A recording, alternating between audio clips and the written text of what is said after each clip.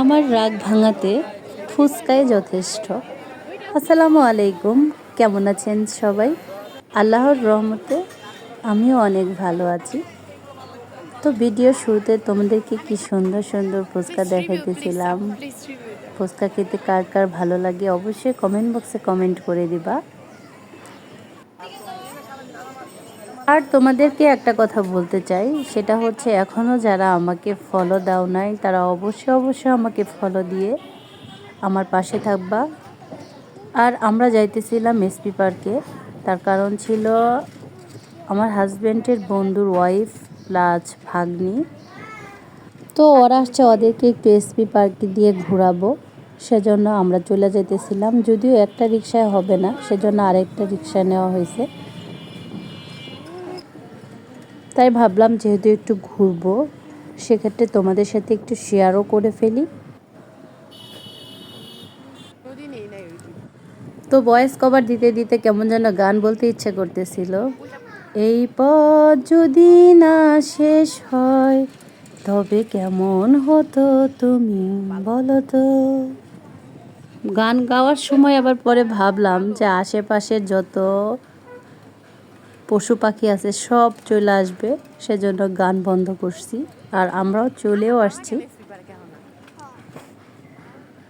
SP park. তো আসলে গরমের দিনে কোথাও যায় মজাও লাগে না, প্রচণ্ড গরম, প্রচণ্ড রোদ। তো আমরা এসপি পার্কের ভিতরে ঢুকে গেছি।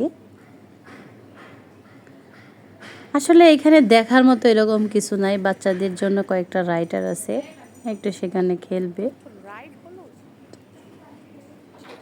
যাদের আমাদের মতো অগাধ সময় কিচ্ছু করার থাকে না, তারাই আইসা এসপি পার্কে বসে থাকবে।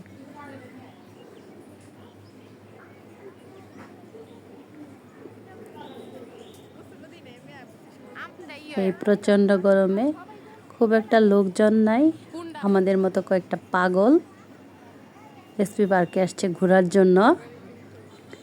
পরে তো রাহার আবদারে এসপি পার্কের নাগরদোলায় ওঠা হয়েছে।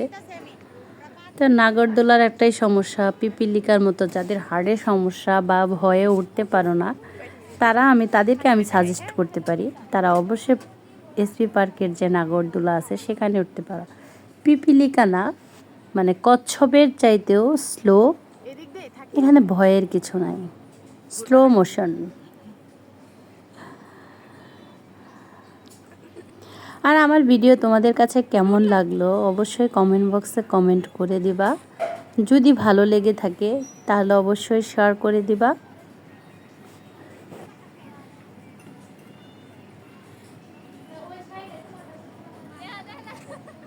এই যে দেখো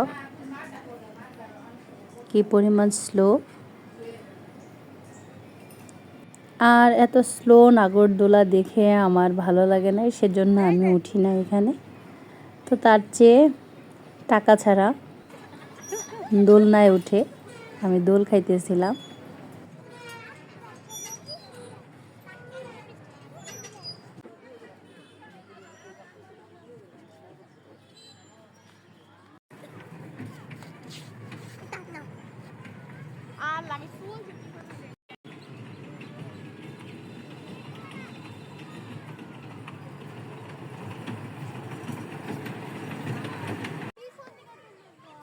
আর এই তো অনেকক্ষণ ঘোরাঘুরির পর আমাদের ঘোরাও শেষ।